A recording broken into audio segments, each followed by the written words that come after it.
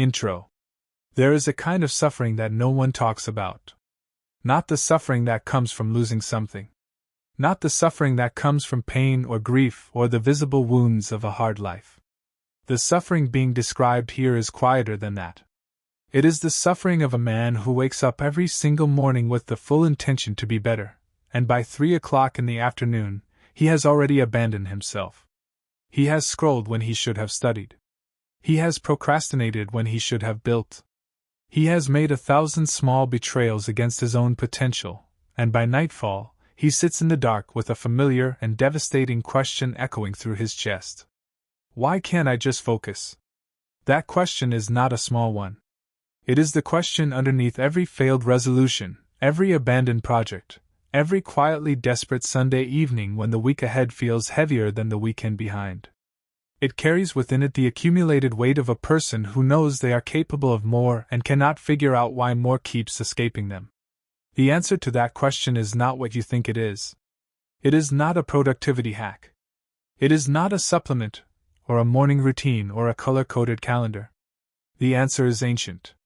It has been sitting in the writings of dead men for over 2,000 years, men who lived through war, exile, poverty, and the complete collapse of everything they loved, and who still, somehow, found a way to remain unbroken. These men did not survive their circumstances because they were superhuman. They survived them because they had a philosophy. A set of principles so precise, so tested, and so durable that 2,000 years of history have not been able to erode a single one of them. This is the answer that Stoicism offers you. And if you are willing to sit with it, truly sit with it, it will not just change how you focus. It will change who you are. Before going any further, do one thing right now.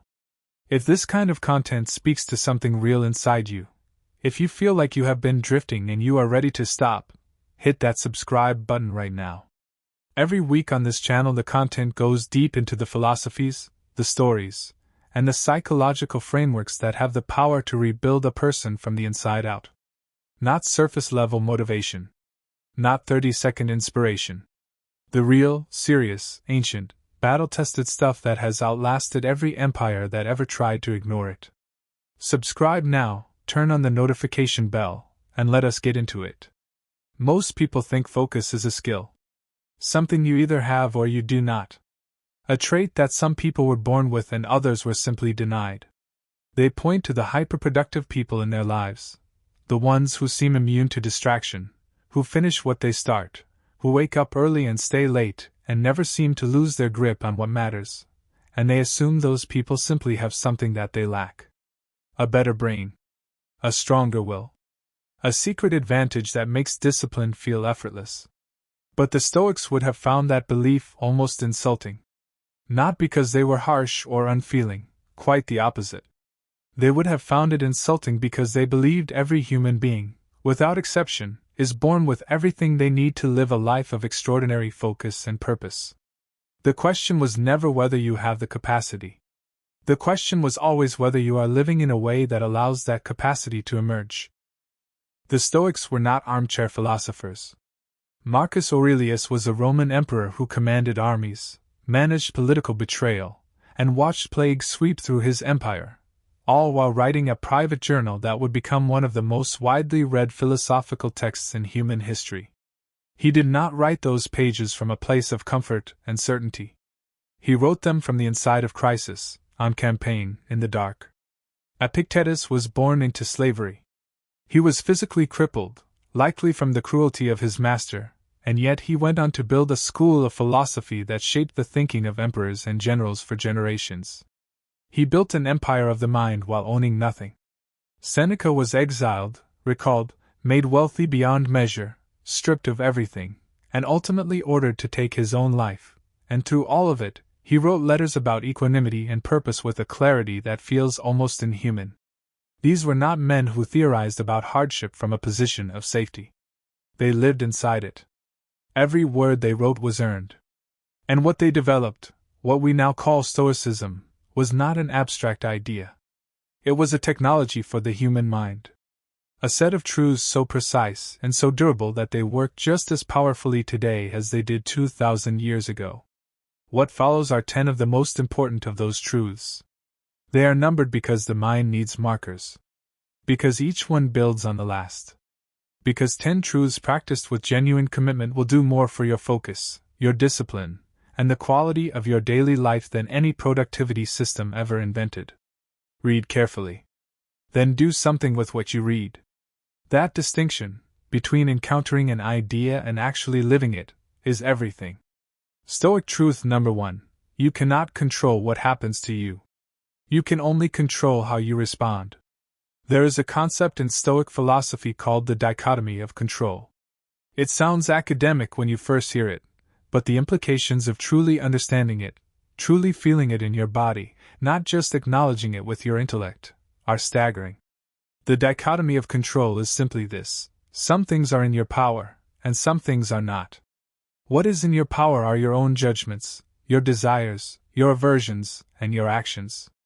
What is not in your power is everything else. Your reputation, other people's opinions, the weather, the economy, whether the project succeeds, whether the person stays, whether the diagnosis is good news or devastating. Epictetus wrote this at the very opening of his Enchiridion, his manual for living, and he was not being poetic. He was being surgical. He was offering the reader the single most important organizing principle for a focused, undisturbed mind. Everything else in his philosophy flows from this one distinction. Here is why this matters for your focus specifically. The single greatest thief of your attention is not your phone. It is not social media. It is not the noise of modern life. It is your investment of mental energy into things you cannot control. Think about how much time is spent in your own head rehearsing arguments that will never happen. Worrying about outcomes that have not happened yet. Replaying moments from the past that cannot be changed. Obsessing over what someone thinks of you. Calculating how a situation might unfold across 17 different scenarios. All of that mental activity, every bit of it, is focused on things that exist outside the boundary of control. And because they exist outside that boundary, no amount of thinking, worrying, or obsessing will change them. The most finite and precious resource that exists, attention, is being spent on a category of things that cannot be moved by that attention. When Marcus Aurelius was emperor of Rome, he faced an almost incomprehensible volume of external chaos. There were wars on multiple fronts. There was plague killing hundreds of thousands of his citizens. There were corrupt senators plotting against him. There were generals who questioned his authority. There were floods and famines and the constant grinding machinery of empire threatening to come apart at every seam. And yet, if you read his Meditations, the private journal he wrote not for publication but for himself, you find a man who is remarkably calm. Not because the circumstances were calm. They were catastrophic. But because Marcus had trained himself to make a very precise distinction before he engaged with any problem.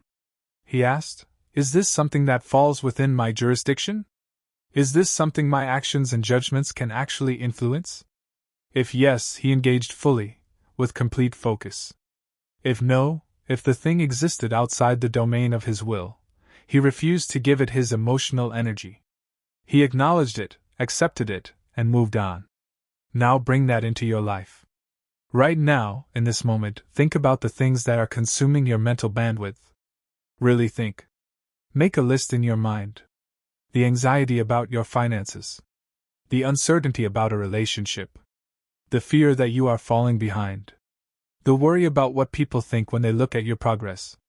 The dread of a conversation you have been avoiding. Now ask yourself honestly, how many of those things can you directly influence through focused action right now? Not tomorrow. Not through worry or rehearsal or mental preparation. Right now. The answer for most people is a handful. Maybe fewer. And yet the mind treats every item on that list as equally urgent, equally demanding of attention, equally worth the energy it extracts. The Stoic practice of the dichotomy of control is not about becoming passive or indifferent. It is about becoming ruthlessly efficient with your attention by identifying the narrow category of things you can actually change and directing all of your focus there, and releasing, without guilt, everything else. This is harder than it sounds. The mind does not want to let go. It has been conditioned by years of social and evolutionary programming to scan for threats, to anticipate danger, to prepare for the worst. The brain that worries about things it cannot control is not a broken brain. It is doing exactly what it evolved to do. But it is doing it in a modern context where the threats are mostly social and psychological rather than physical, which means the ancient mechanism is misfiring constantly. Every notification, every piece of bad news, every social comparison activates the threat response and pulls attention away from what can actually be changed. The Stoic practice is not about suppressing that mechanism. It is about building a second layer of awareness that can observe the threat response firing, can notice the worry, the anxiety, the mental rehearsal, and consciously redirect focus back to what is within your power. That second layer of awareness is not given. It is built. Through daily, consistent, deliberate practice. Think for a moment about the emotional cost of this misfire. When emotional energy is invested in things outside your control, focus is not the only thing being lost.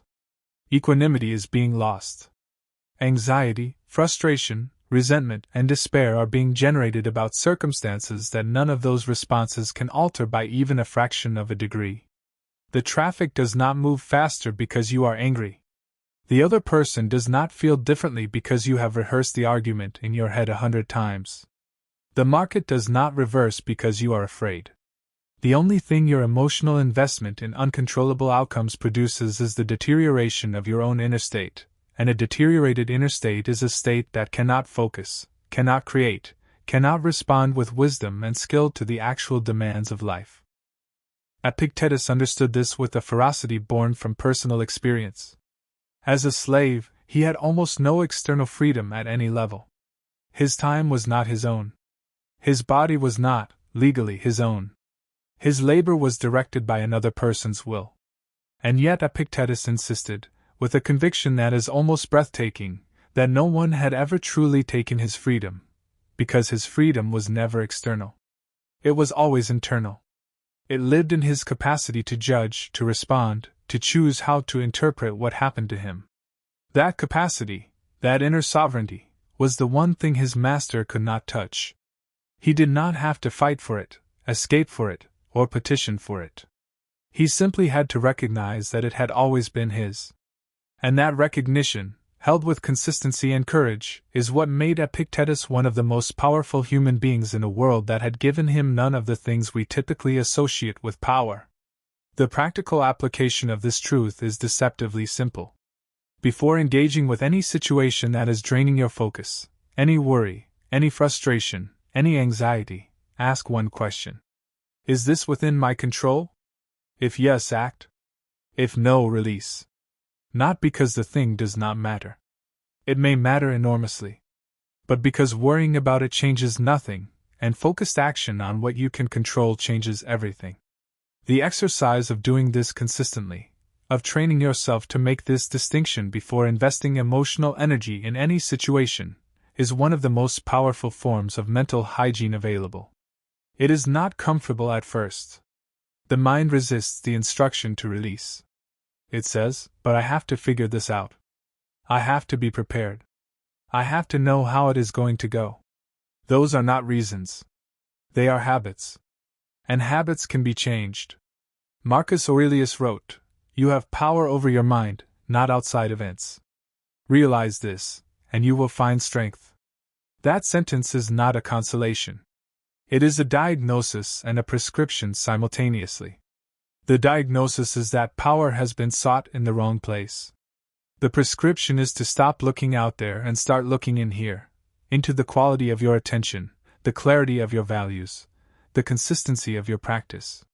When that shift is made, when you genuinely accept that the only power available is over your own inner life, the burden of trying to manage the unmanageable falls away.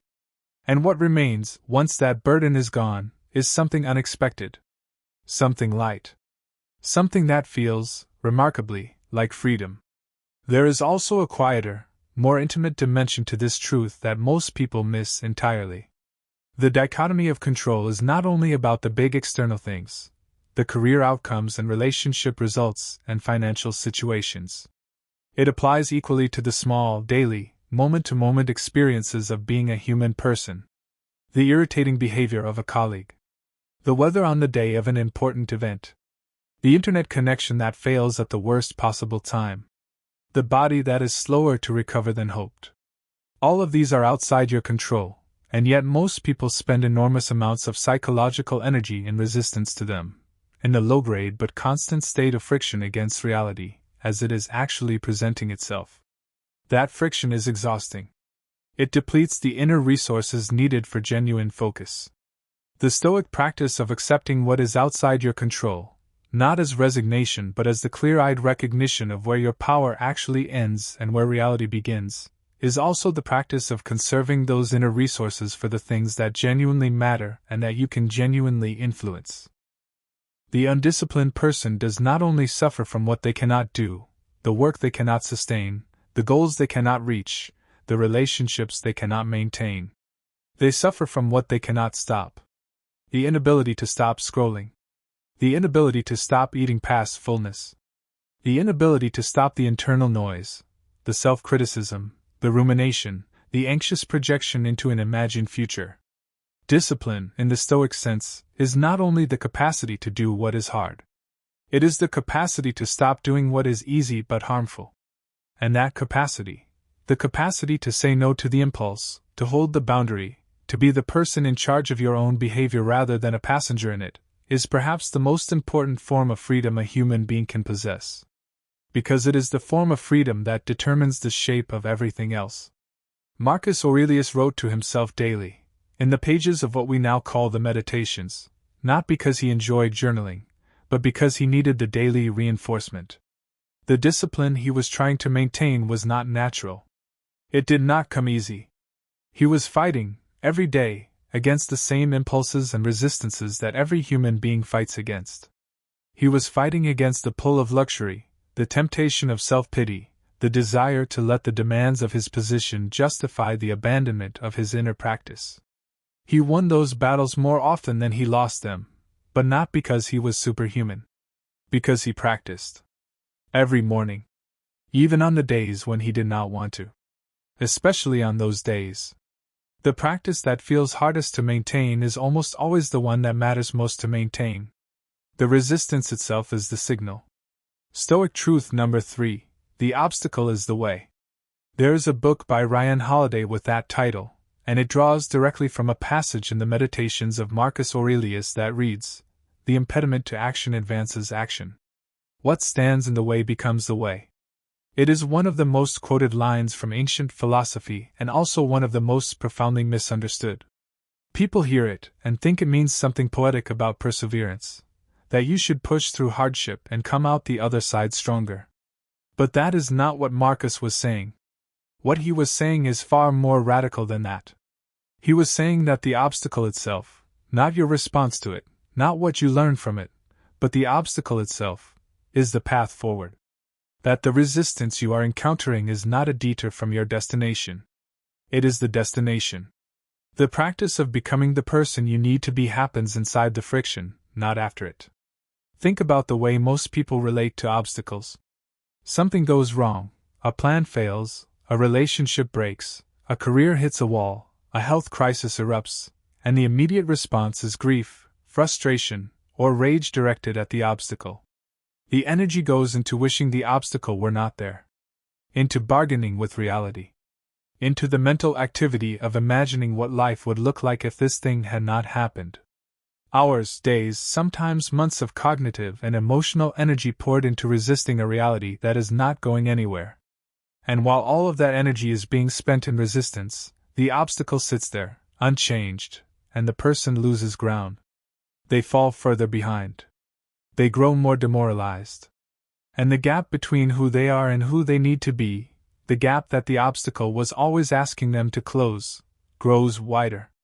The obstacle does not wait for you to stop resisting it. It simply remains. The Stoic reframe is not about toxic positivity. It is not about pretending the obstacle does not hurt, or that it is secretly a blessing in disguise. Marcus Aurelius watched people he loved die from plague. He did not tell himself it was secretly wonderful. He grieved. He was human. But he refused, as a matter of trained philosophical practice, to let the grief become an obstacle in its own right. He refused to add a second layer of suffering on top of the first by catastrophizing, by surrendering his function, by allowing the weight of what had happened to take him off the field. Instead, he asked, given that this is real and it is not going away, what does it require of me?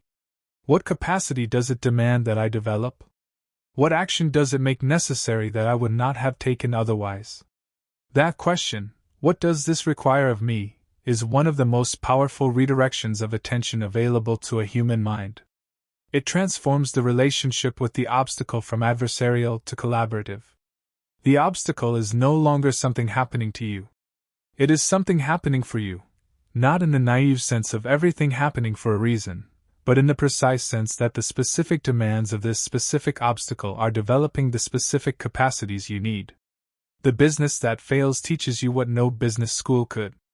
The relationship that ends teaches you about yourself in ways that comfort never would. The health crisis that forces you to slow down reveals a life that had been moving too fast to be meaningful. None of this makes the obstacle good. But it makes it useful. And usefulness, to the Stoic mind, is one of the highest virtues a thing can possess. A thing that is painful and useful is more valuable than a thing that is comfortable and purposeless. Seneca wrote, "Fire tests gold, suffering tests brave men." The metallurgy here is precise. Fire does not create the quality of gold, the gold was always gold. Fire simply removes the impurities so the quality can be seen. Obstacles do not create character. They reveal it. But more than that, and this is the part most people miss, they develop it. Each time you face an obstacle and choose to move toward it rather than away from it, you are not just revealing existing strength. You are building new strength that did not exist before the encounter. The muscle fiber grows where the resistance is. The neural pathway deepens with repeated use. The courage that exists in you right now is the residue of every obstacle you have moved through, not around. And the courage that will exist in you 5 years from now is being built by the obstacles you are facing today. Those obstacles are not in the way. They are the way. The application to focus is direct and personal. Distraction is an obstacle. The difficulty of a task is an obstacle. The discomfort of sustained attention is an obstacle. The boredom that arises when the novelty wears off and the real work begins is an obstacle. Most people treat each of these as a signal to stop, as evidence that the work is too hard or that this is the wrong path or that they simply do not have what it takes. The Stoic sees each of those same signals as information. They tell you exactly where the next unit of growth is located. The boredom is showing you where your tolerance needs to expand. The difficulty is showing you where your skill needs to deepen.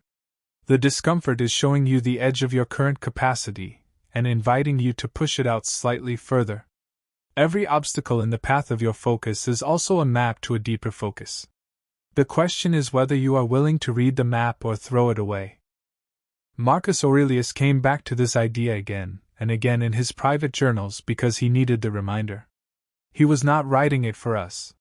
He was writing it for himself, as a daily practice of mental reconditioning.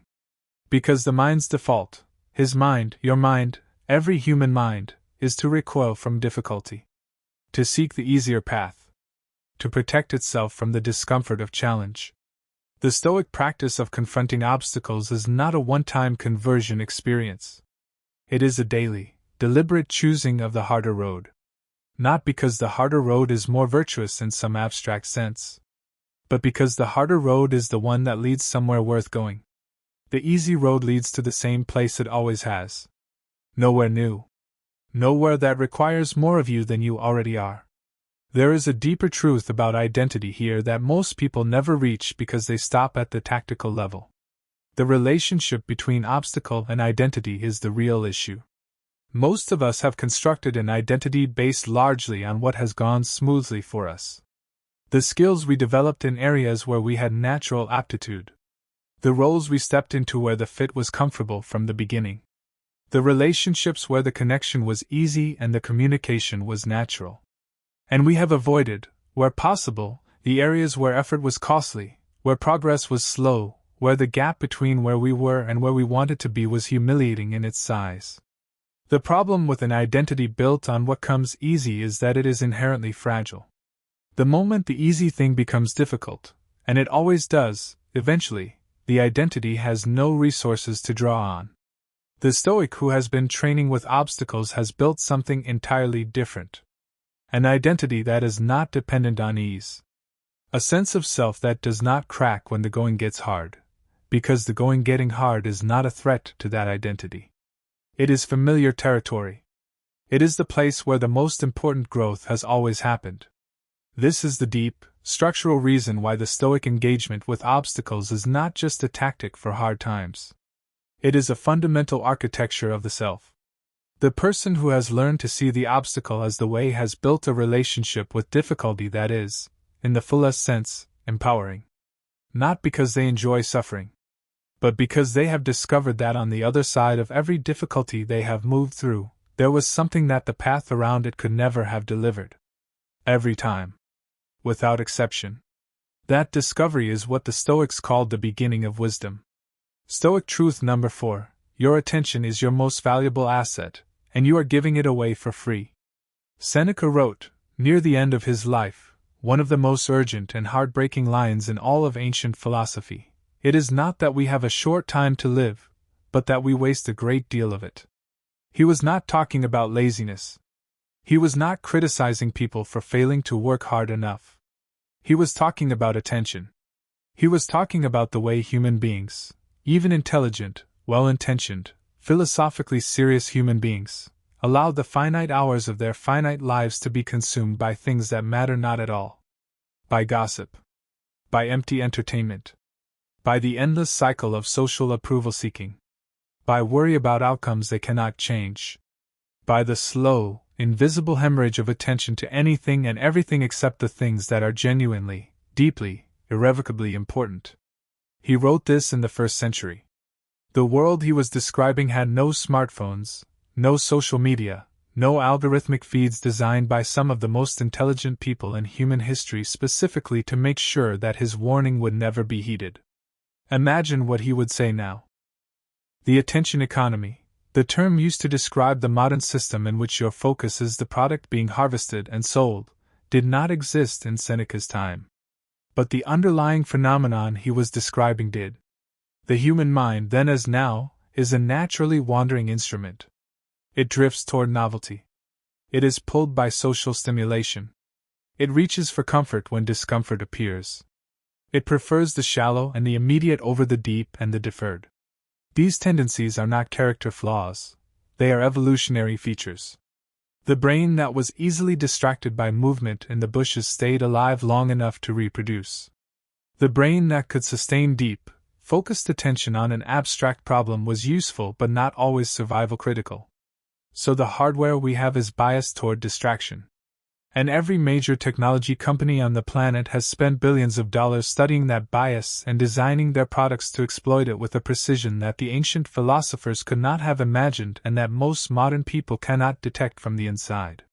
What makes this a Stoic issue, not just a productivity issue, is what the constant hemorrhage of attention does to the character of the person experiencing it. The Stoics understood that where your attention goes, your life follows. Every moment of focused attention is an investment in something.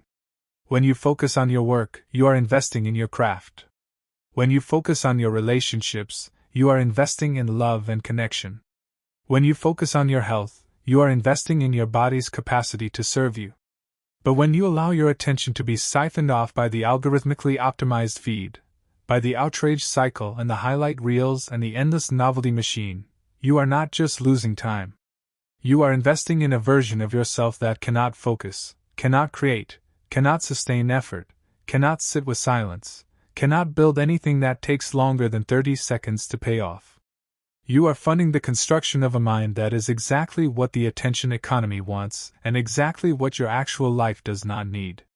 Marcus Aurelius wrote repeatedly in his meditations about the danger of being consumed by other people's drama and opinion. He called it the crowd within. The chorus of external voices that colonize the mind and crowd out its own genuine thought. He practiced, deliberately and with great discipline, the art of returning his attention to his own mind, his own values, his own task. Not because he was indifferent to the world around him, he cared enormously, as his decades of imperial service demonstrate. But because he knew that an attention scattered among the opinions and crises and noise of others is an attention that cannot do the work that genuinely matters. He could not govern an empire with a mind that was everyone else's possession. He had to keep reclaiming it as his own.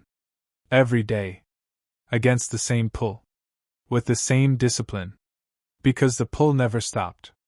It never stops. That is the nature of the crowd within. It always wants more of you than you can afford to give it. The Stoic practice of attention management is built on a distinction that is simple to state and devastatingly difficult to implement: the difference between chosen attention and captured attention. Chosen attention is what happens when you deliberately direct your focus at something that aligns with your values and your goals. You choose to read the book. You choose to write the plan. You choose to have the difficult conversation. You choose to sit in silence with the problem until something opens. Captured attention is what happens when your focus is taken from you without your genuine consent. The notification pulls your eyes to the screen. The argument online captures your emotions for 45 minutes. The recommendation algorithm selects your next 3 hours of consumption. Most people, if they are honest, spend the overwhelming majority of their attention budget in the captured category. And the experience of that, the felt sense of a day that passed through you without your participation, is one of the most desolating experiences available in modern life. To reclaim your attention is not to become a productivity robot. It is to become a person again. A person with genuine inner experience, genuine preferences, genuine thought. Epictetus said that the starting point of philosophy is the recognition of the weakness of our own minds. Not in a self-flagellating way. In a clear-eyed, scientific way. Your mind has vulnerabilities. They are being exploited at an industrial scale. Recognizing that is not defeat, it is the beginning of the counter-strategy. The counter-strategy is simple: reduce the inputs that capture your attention and increase the practices that train chosen attention. Less algorithmic content, more deliberate reading. Less passive scrolling, more active creation. Less consuming other people's thoughts, more generating your own. These are not dramatic interventions. They are quiet, daily, unglamorous redirections. But their cumulative effect over time is profound. The attention that you spend in chosen, deliberate focus compounds over time in exactly the same way that financial investment does. Every hour of deep, focused work is building a capacity that will make the next hour of focused work easier and more powerful. Neglect it long enough and the capacity atrophies. Invest in it consistently, and it becomes the most powerful asset you own. This is not a metaphor. The neural architecture that supports sustained attention is genuinely strengthened by consistent use and genuinely weakened by consistent neglect. The person who has been training their focus through daily practice of deliberate, uninterrupted attention has built something that the person who has been training their distraction has dismantled. Both processes are reversible. But both processes also have momentum. And the longer you wait to reverse the wrong one, the more momentum it accumulates, and the heavier the climb back becomes. There is a concept in Stoic philosophy called the hegemonikon, the ruling part of the soul, or in contemporary terms, the executive function of the mind. The hegemonikon is the part of you that judges, decides, and directs. It is the part that, when functioning properly, governs your responses to situations rather than being governed by them. When your attention is captured, when it is being directed by algorithms and notifications and the social pressure of other people's urgency, the hegemonikon is not functioning. It is offline. The choices being made are not yours. They are the outputs of systems that have been very carefully designed to produce behaviors that are profitable for other people and costly for you. The Stoic practice of reclaiming attention is, in the deepest sense, the practice of restoring the hegemonikon to its proper function. Of becoming, again, the author of your own choices rather than a character in someone else's script. Seneca wrote to his friend Lucilius, "Reclaim yourself." That instruction, across 2,000 years, is unchanged in its urgency. Reclaim yourself. Reclaim your attention from the systems that are harvesting it. Reclaim your mind from the noise that has colonized it. Reclaim your time from the distractions that have borrowed it without your genuine consent and never returned it. Reclaim the deep, sustained, genuinely alive quality of presence that is your birthright as a human being capable of reason and choice. That reclamation does not require a dramatic overhaul.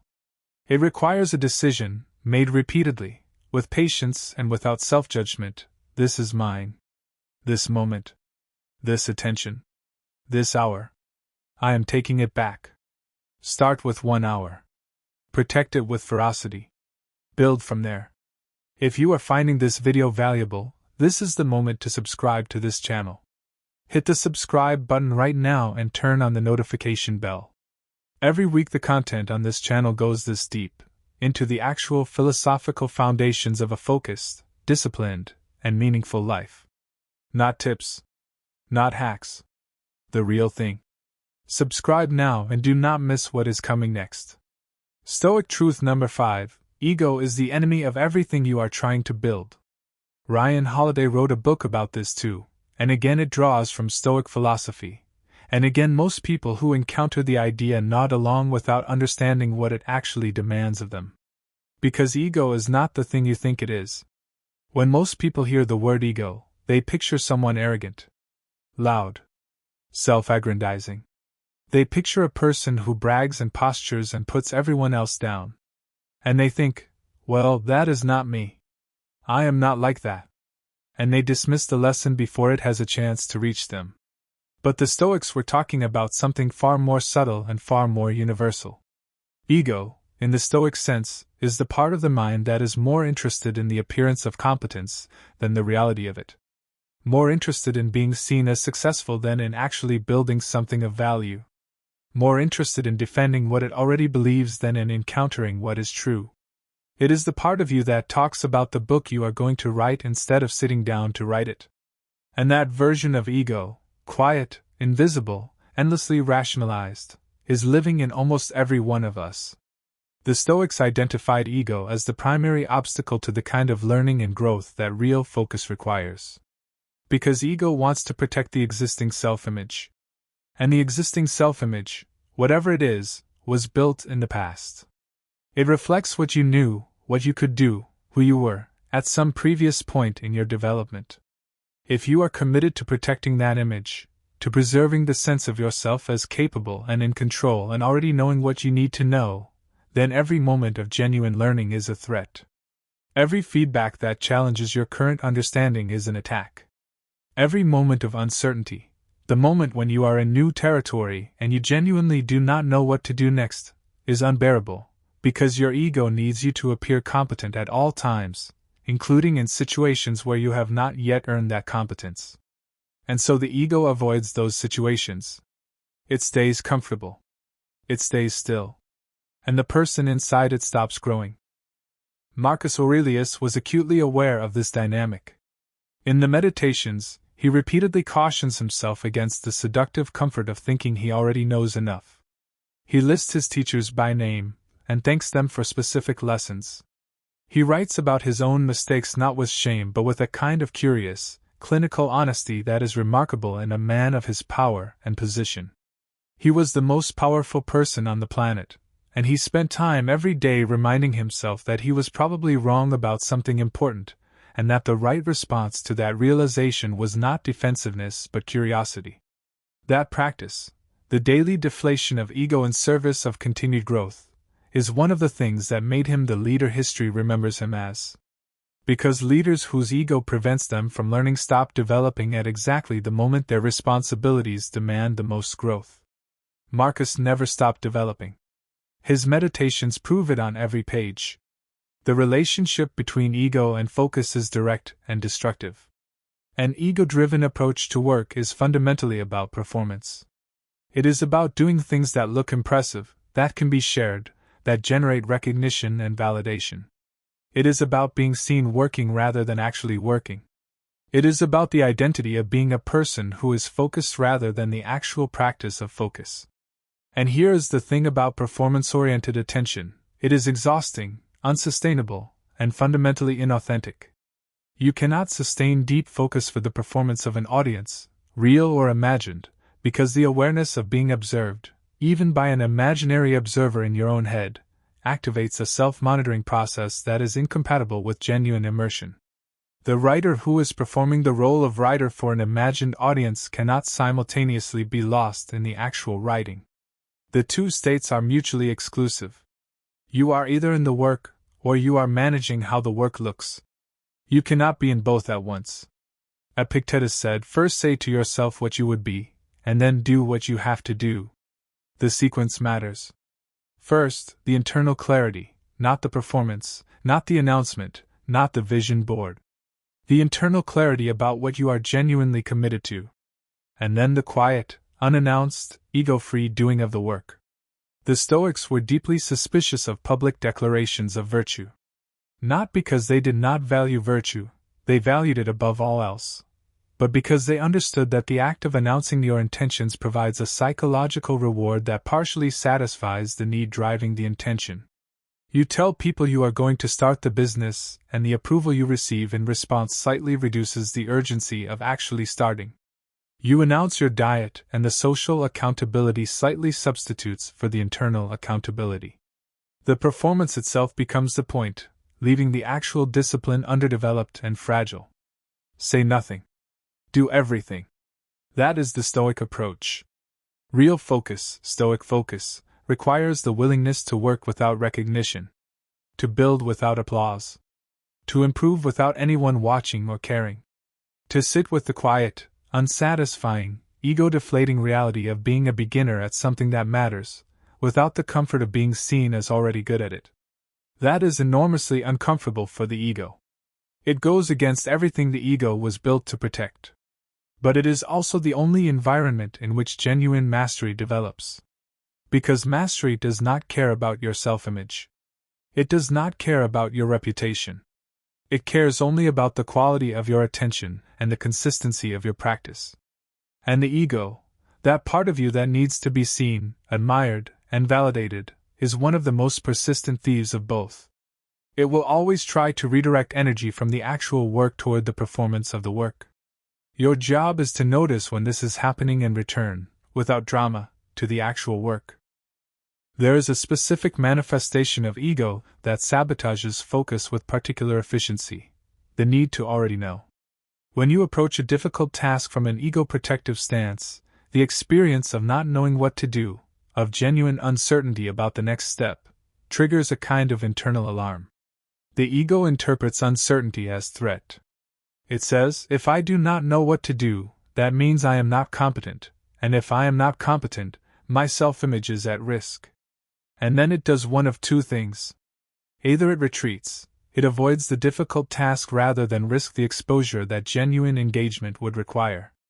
Or it pretends, it proceeds with a false confidence that prevents real learning. Both responses are forms of self-sabotage. Both protect the image while destroying the substance. Both keep you comfortable and stuck simultaneously. The Stoic antidote is what Marcus Aurelius called being a student of life. The permanent, unconditional beginner's mind. Not the false humility of someone who pretends not to know things they actually do know. The genuine, intellectually honest recognition that in every domain of human endeavor, there is always more to learn than has yet been learned. The person who approaches every encounter, with a new task, a new idea, a new person, a new difficulty, as if they have something to learn from it, is the person who will actually develop over time. Whereas the person who approaches every encounter from the position of already having the answer will remain exactly where they are, protected and stagnant, their comfort purchased at the cost of their growth. The practice of ego reduction is not self-punishment. It is a return to honesty. And honesty, held consistently, is one of the most powerful growth mechanisms available to a human being. Stoic truth number 6: remember that you will die. And let that memory set you free. The Stoics practiced something called memento mori, which translates directly from Latin as remember that you must die. Roman generals, upon returning from victory parades, would sometimes have a slave walk beside them whispering those words into their ear while the crowd cheered. Not to diminish the triumph, but to keep the man inside the triumph honest. to prevent the intoxication of success from creating a delusion of permanence that would ultimately cost him everything.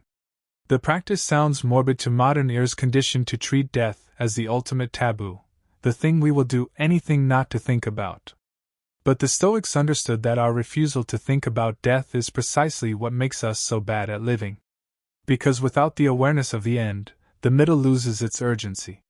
And without urgency, the middle becomes a slow, comfortable, endlessly deferred series of tomorrows that never quite become todays. Because here is the truth that memento mori unlocks. Every moment of your life is finite. Not in the abstract, philosophical way that you acknowledge and immediately set aside. In the concrete, pressing, immediately relevant way. You have a limited number of mornings left. A limited number of conversations with the people you love. A limited number of chances to begin the work that matters, to build the thing you keep saying you will build, to become the person you keep saying you will become. Those limits are real. They are counting down right now, whether you are paying attention or not. And the quality of your focus, the seriousness with which you treat your time and your attention, is directly proportional to your willingness to hold that reality in your awareness rather than pushing it to the edges where it cannot disturb your comfort. Marcus Aurelius returned to this theme obsessively in his Meditations. He wrote, "Think of yourself as dead. You have lived your life. Now take what's left and live it properly." That is not the voice of a depressed man. That is the voice of a man who has found clarity. Because when you genuinely internalize the fact of your mortality, not as an intellectual exercise but as a lived reality, the calculus of your daily choices changes completely. The question of whether to scroll for another hour or do the work stops being a matter of mood or motivation and becomes almost painfully obvious. Because dead men do not scroll. And the self you will be looking back at from the end of your life will not be judging you on the basis of how many hours of comfortable distraction you managed to accumulate. He will be judging you on the basis of what you built with the time that was given to you. That judgment, quiet, internal, unavoidable, is already being made. Every day that you defer the work is a day that judgment edges slightly toward the painful answer. Seneca, facing his own forced death by the order of Nero, wrote to his friend Lucilius with a composure that has arrested readers for 2 millennia. He reminded his friend that everything belongs to others, the house, the money, the position, the reputation, but time alone is ours. He wrote this not with the hollow bravado of someone performing courage. He wrote it from the position of a man who had spent decades practicing exactly this, practicing the awareness that time is the only irreplaceable thing, and that how we spend it is the fundamental moral question of a human life. And because he had practiced, when the end came suddenly and arbitrarily, the practice held. He was ready. Not because he wanted to die, but because he had been living as if every moment counted. And so no moment had been wasted. And there was nothing left undone that should have been done. The application to your focus is not subtle. When you sit down to do the work, whatever the work is, the creative project or the learning or the building or the disciplined practice, and you feel the pull of distraction, you are being offered a choice. A very small choice, but also a very large one. The small version of the choice is, do I look at my phone or do I keep working? The large version of the choice is, do I live today as if my time is precious and irreplaceable? Or do I live today as if I have an infinite supply of days ahead and none of them need to be taken seriously? Memento mori is not a morbid practice. It is the practice of taking your own life seriously. It is the practice of treating your time as the sacred, finite, irreplaceable resource it actually is, rather than the infinite, renewable, casual resource that modern comfort has tricked you into treating it as. Memento mori is not only about urgency. It is also about perspective. When you remember that you will die, the things that seemed enormously important, the social comparison, the small humiliations, the setbacks and failures that feel so definitive in the moment, shrink to their actual size. Marcus Aurelius wrote that even the greatest leaders and most celebrated figures of history are now forgotten. The fear of looking foolish, which paralyzes so many people from starting the projects that matter, looks very different through the lens of mortality. Because in the long run, and the long run is shorter than you think, no one will remember whether your first attempt was polished. What they will remember, if anything, is whether you built something real. Whether you tried. Whether you showed up and did the work with the time you were given. And what you will remember, at the end, is not the fear that you avoided. It will be the life that the avoidance cost you. And there is one more dimension of memento mori that cuts closest to the bone of daily life. It is the dimension of relationships. When you remember that you will die, when you remember that the people you love will also die, and that there is no guarantee about the ordinary moments of connection that you casually defer or take for granted reveal themselves as what they actually are. Irreplaceable. The conversation you kept meaning to have. The afternoon with your child that you postponed for work you have already forgotten. The call to the old friend that you kept meaning to make. These are not small things that can wait for a more convenient moment. They are the substance of a life, and memento mori is the practice that makes that substance visible before it is too late to attend to it. Subscribe to this channel right now if you have not already. Every week this channel produces content like this: deep, serious, philosophically grounded explorations of the ideas that have the power to rebuild a person from the inside out. Not tips. Not hacks. The real thing. Hit the subscribe button and turn on the notification bell. And let us continue. Stoic truth number 7. Live according to nature, which means live according to reason. When the Stoics said live according to nature, they did not mean what most people assume. They were not talking about going outside more or eating raw food or sleeping under the stars. They were making a far more precise philosophical claim. They were saying that the nature of a human being, the thing that is most distinctly, most essentially human, is the capacity for reason. And to live according to nature, in the Stoic sense, is to live in a way that exercises and honors that capacity. To live according to reason means to make decisions not on the basis of appetite or fear or social pressure, but on the basis of careful, clear-eyed, values-driven thought. It means to subject your impulses to examination rather than just obeying them. It means to ask, before you act, is this what I actually value? Is this aligned with who I am actually trying to be? And to let the answer to that question govern the behavior, rather than the passing feeling of the moment.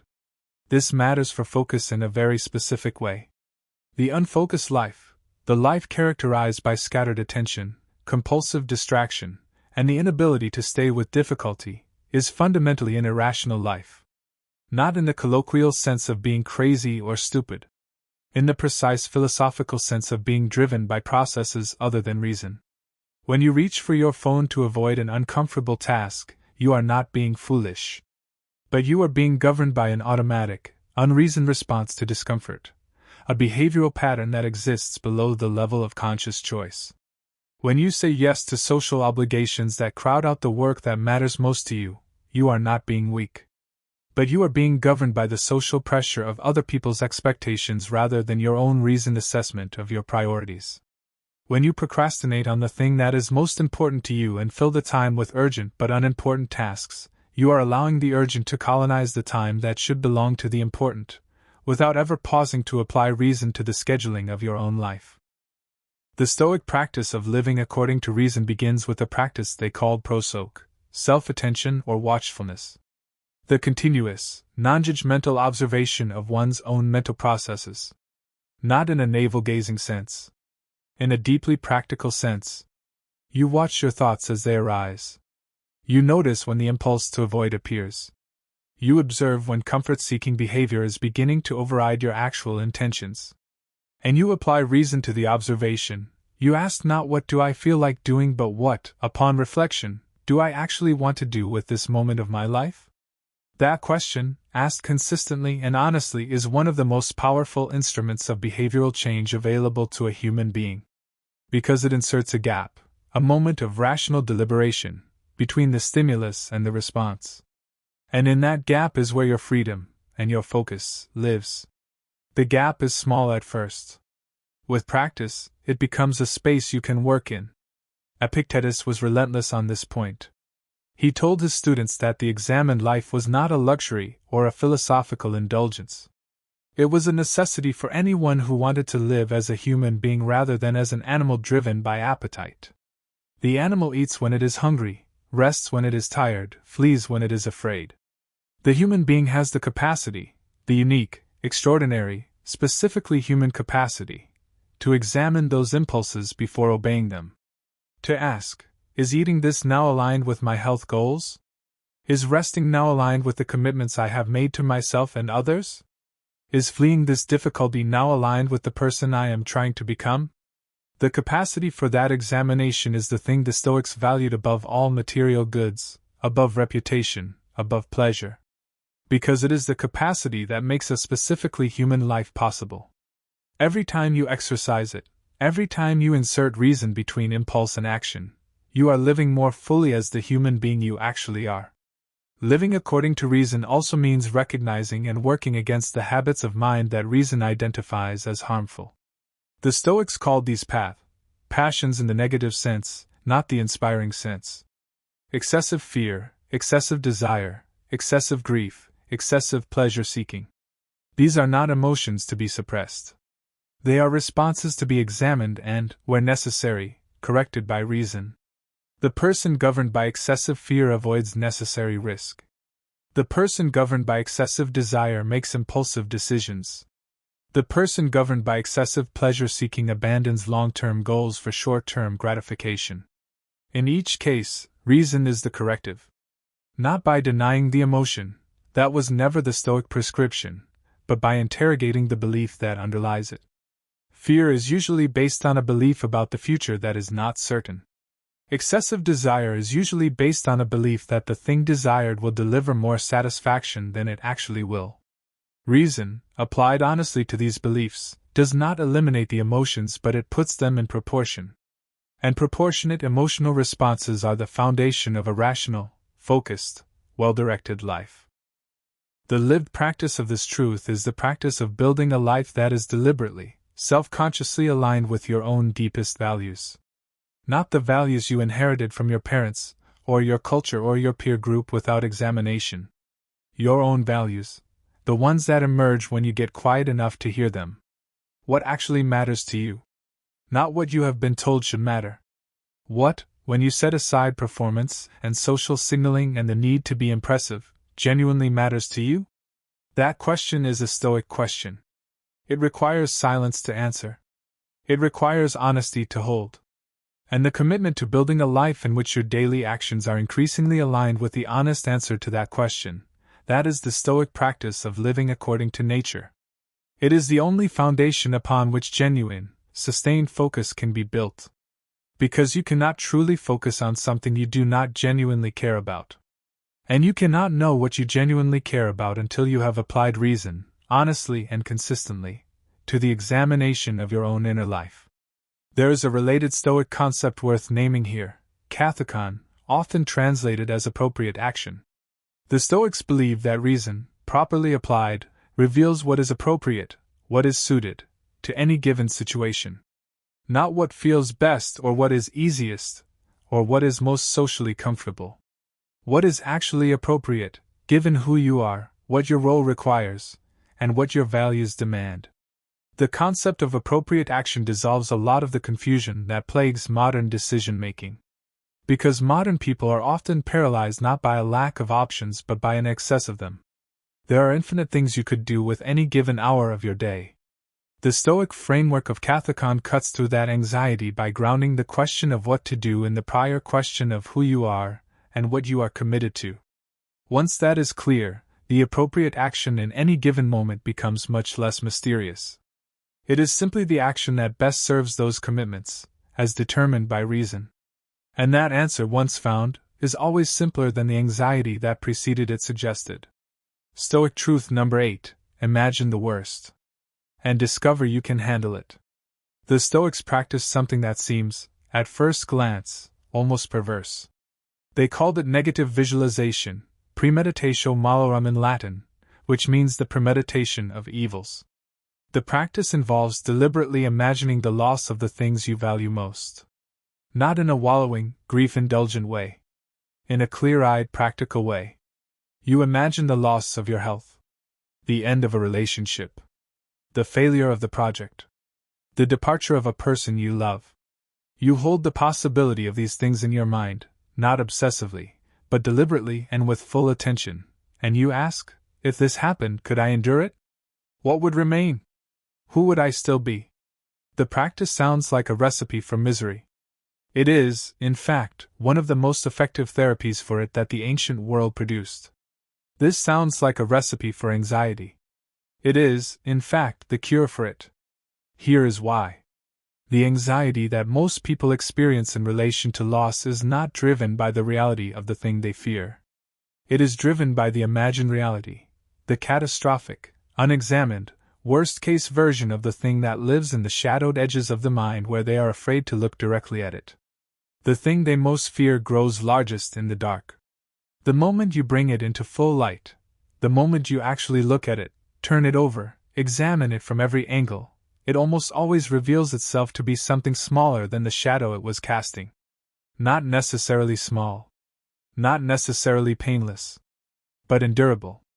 And the discovery that you can endure the thing you most fear is one of the most liberating realizations available to a human being. It does not take the fear away entirely. It takes its power away. And that is enough. Marcus Aurelius wrote that perfection of character is the ability to live each day as if it were your last, without frenzy, without apathy, without pretense. Negative visualization was part of how he sustained that quality of presence. Not by convincing himself that nothing could go wrong. By genuinely preparing himself for the possibility that it might, and discovering, each time he prepared, that his capacity for response was larger than his capacity for catastrophizing had made him believe.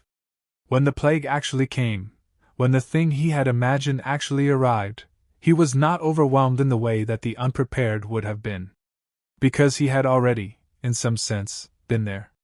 He had already held the possibility in his mind and found that he could hold it without breaking. Preparation is not pessimism. Preparation is the thing that makes equanimity possible when the worst actually arrives. The application to focus is subtle but profound. One of the most powerful forces of distraction is what psychologists call anticipatory anxiety, the ongoing, background dread of a potential negative outcome that keeps the mind bouncing between the task at hand and the imagined disaster. You are trying to focus on the work and there is a persistent, low-grade worry running underneath it. What if the business fails? What if the relationship does not last? What if I put in all this effort, and it does not pay off? These fears do not need to be consciously articulated to be disruptive. They run as background processes, consuming mental bandwidth, pulling attention away from the present, and generating the kind of diffuse, objectless anxiety that makes deep focus feel impossible. They are like a program running in the background of a computer, slowing everything down, consuming resources, producing nothing useful.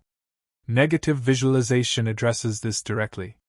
When you bring the fear into the foreground and examine it, when you actually walk through the worst-case scenario in detail and ask what you would do, what would remain, how you would rebuild, two things happen. First, the fear loses its power over you, because you have demonstrated to yourself that you can hold it without collapsing. Second, you free up the cognitive bandwidth that the background worry was consuming. The fear that was running as a hidden process gets resolved, not by being denied or avoided, but by being fully acknowledged and found to be survivable. And the mind that was split between the task and the hidden fear is now available to be whole, fully present with the work, fully focused on the present moment, because the future has been examined and found not to be fatal. There is another dimension to this practice that transforms the experience of effort and risk-taking. Most people, when they contemplate a challenging goal, perform a kind of automatic cost-benefit analysis that is skewed entirely toward the costs. The imagination amplifies the potential downside, the failure, the embarrassment, the wasted effort, and diminishes the potential upside. This bias is the reason that most good ideas never leave the person who has them. The imagined cost of failure feels enormous. Negative visualization does not eliminate this asymmetry, but it places the downside in proper perspective. When you have genuinely examined the worst case, when you have looked at failure honestly and found that you could survive it and rebuild, the imagined cost stops being paralytic. It becomes merely a risk. And the difference between a risk and a paralytic fear is everything. A risk can be evaluated, accepted, and moved through. A paralytic fear just keeps you still. Seneca wrote that the person who has contemplated the calamities of others is armed against them. This is the practical wisdom at the heart of negative visualization. It is not pessimism. It is preparation. The Stoic framework inverts this entirely. If virtue, the quality of your engagement, the excellence of your effort, the integrity of your conduct, is the good you are pursuing, then the outcome becomes genuinely secondary. Not unimportant, but secondary. The question changes from did it work to did I do it with everything I had? And that question, that fundamentally different question, is one that you can always answer yes to, regardless of what the world does with your effort. You cannot control whether the business succeeds. You can control whether you built it with full commitment and genuine care. You cannot control whether the relationship lasts. You can control whether you showed up with honesty and generosity. You cannot control whether the world recognizes your work. You can control whether the work deserves recognition. And when the virtue of the effort itself is the reward, when you measure yourself not by outcomes but by character, you become, for the first time, truly invulnerable to the ordinary disappointments of a difficult world. Marcus Aurelius lived this with remarkable consistency. He spent decades governing an empire under conditions that would have broken most people: war, plague, betrayal, the collapse of everything he was trying to build. He failed at many things. The plague killed hundreds of thousands of people despite everything he did. His own son, Commodus, would go on to be one of history's most disastrous emperors, undoing much of what Marcus had built. By outcome metrics, his reign was deeply mixed. But by virtue metrics, by the quality of his effort, the integrity of his leadership, the seriousness with which he took his responsibilities, his reign was extraordinary. And he knew this. Not because he was arrogant. Because he had genuinely internalized the Stoic framework in which virtue is its own reward, its own justification, its own completion. He could look at the failures and the incomplete victories without being destroyed by them, because his sense of himself was not built on their success. The practical application of this truth to your daily focus is both simple and demanding. It requires you to shift your primary measure of a productive day from what you produced to how you engaged. Did you bring your full attention? Did you do the work with genuine care? Did you show up with honesty and commitment? Did you treat the effort itself as worthy of your best? Those questions feel abstract until you start using them as a daily measure. Then they become the most clarifying lens you have. Because they hold you accountable for the thing you actually control, the quality of your presence, rather than the thing you do not, the outcome of your effort. And when you are held accountable for your presence rather than your results, you stop managing impressions and start managing your actual inner state. Which is exactly where the real work has always been.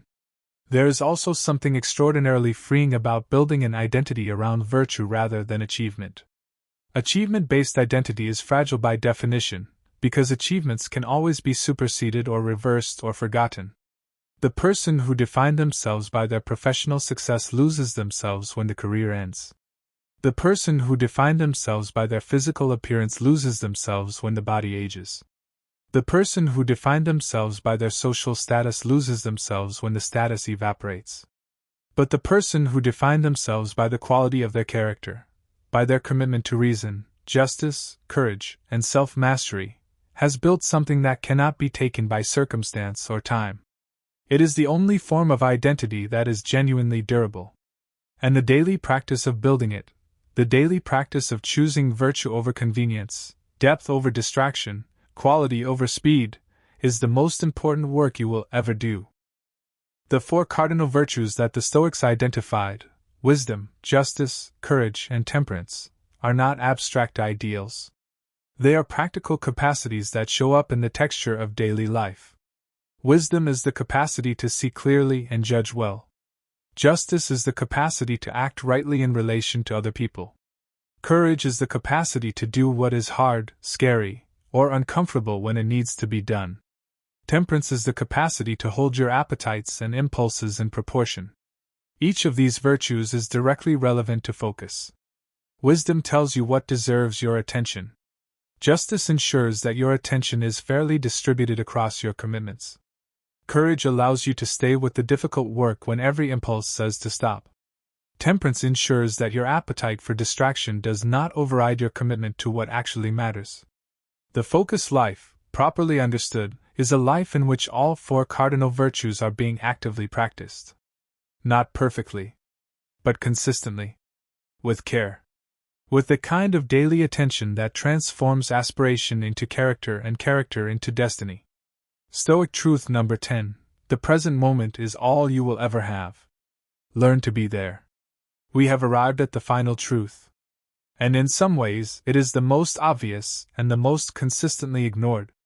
Every contemplative tradition in human history, from Stoicism to Buddhism to Christian mysticism to modern cognitive science, returns to this same, simple, radical claim. The present moment is the only place where life actually happens. The past is a story in your memory. The future is a projection in your imagination. But right now, this precise, unrepeatable, flowing moment of your experience is real. It is the only real thing. And most people spend almost none of their time there. They live in the past they are regretting or the future they are dreading, and they leave the present unattended, unclaimed, unoccupied. The present becomes a corridor they pass through on the way to somewhere else, and they wonder why it always feels like they have never quite arrived. Marcus Aurelius wrote, "Confine yourself to the present." It sounds simple. It is, in practice, the most demanding instruction in all of philosophy. Because the human mind is a time-traveling machine. It goes backward into the past to replay, to regret, to re-examine, to torture itself with different choices. It goes forward into the future to worry, to plan, to anticipate, to pre-live scenarios that may never arrive. And the person who is living inside that time-traveling mind is, in a very real sense, not living at all.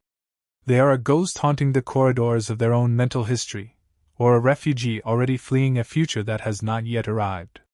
And while all of that mental time travel is consuming their attention, the actual moment of their actual life is passing through them unremarkable and unattended.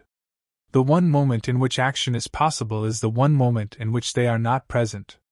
The Stoics understood this as a matter of both philosophical clarity and practical urgency. They were not talking about mindfulness in the soft, aspirational sense that the word has come to carry in contemporary wellness culture.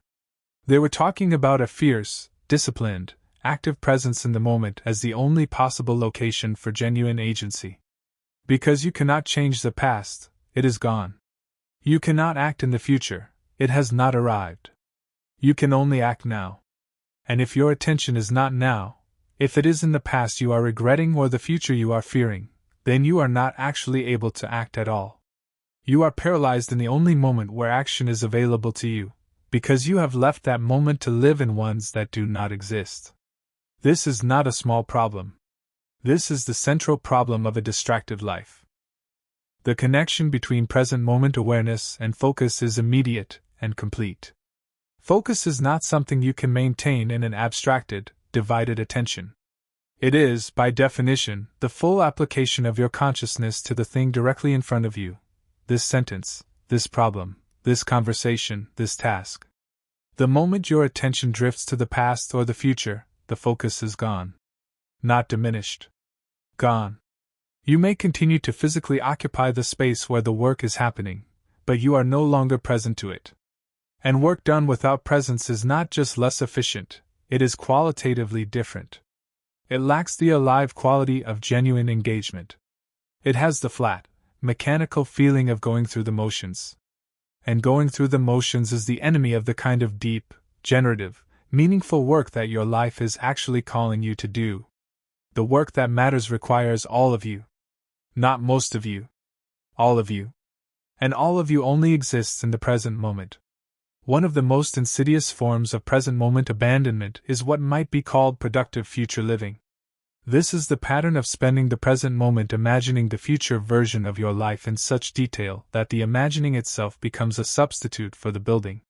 You visualize the completed project, the achieved goal, the transformed version of yourself, You live in that imagined future with such vividness that it delivers a kind of emotional reward similar to the reward that actually achieving the thing would deliver.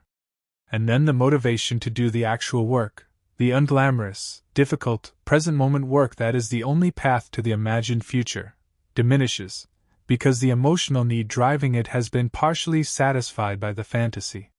This is one of the reasons why vision boards, without accompanying discipline, tend to produce not motivation but the illusion of it. The image is in the future. The work is in the present. And the present keeps getting deferred for another look at the image. The Stoic practice of present moment awareness is the corrective. It insists that the only real version of your future life is built from the actual quality of your present moment attention. Not from the quality of your imagining.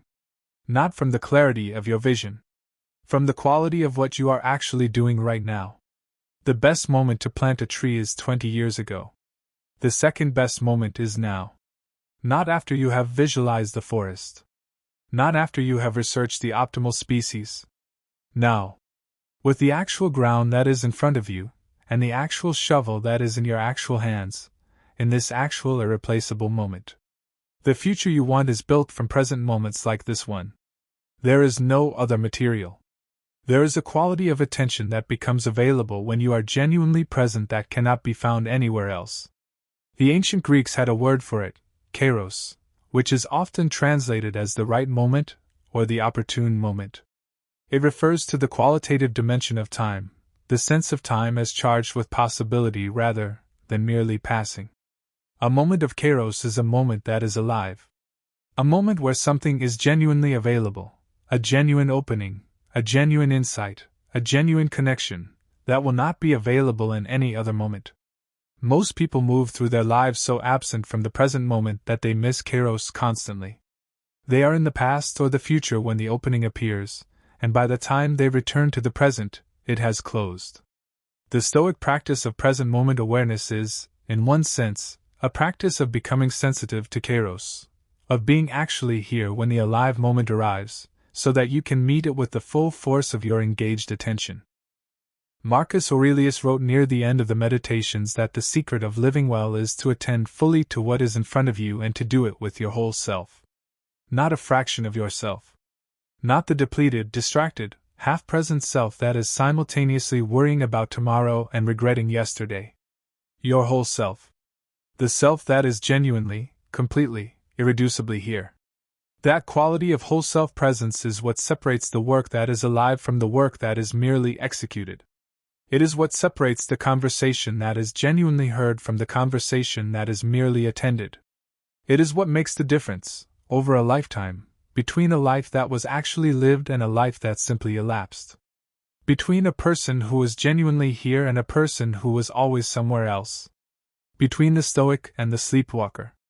That distinction is yours to make. It is made in this moment. And in the next one. And in the one after that. If this video has reached something real inside you, if somewhere in these words you recognize yourself, recognize the version of you that keeps starting and stopping, keeps drifting and returning, keeps knowing what to do and struggling to do it, then you are exactly who this channel was built for. This is not a channel about motivation. Motivation fades by Wednesday. This is a channel about something older and more durable than motivation. It is about the philosophy that kept an emperor sane during a plague, kept a slave free inside chains, and kept a condemned man writing letters about the beauty of a well-lived life on the day of his execution. It is about the ideas that do not just inspire you for an afternoon, but actually change the person you are waking up as every morning. Every single week, new content goes up on this channel that goes this deep. Not tips. Not hacks. Not the 10-second version of ancient wisdom that sounds good and dissolves by nightfall. The real thing. The full thing. The kind of content that you sit with, that you return to, that you share with the person in your life who you know needs it as badly as you did. So do this right now, before the next video starts, before the algorithm decides what comes next, before the moment passes the way moments always do when you do not act on them immediately. Hit the subscribe button. Turn on the notification bell so you never miss what is coming. And if this video moved you, share it. Put it in front of one person who is struggling with focus, with discipline, with the gap between the life they are living and the life they know they are capable of living. The Stoics built a philosophy that outlasted Rome. This channel is building a community around that philosophy, people who are serious about closing the gap, who are done performing discipline and ready to practice it, who want the ancient answers to the modern problems that no app, no productivity system, and no 30-day challenge has been able to solve. You found this channel for a reason. Subscribe and find out what that reason is.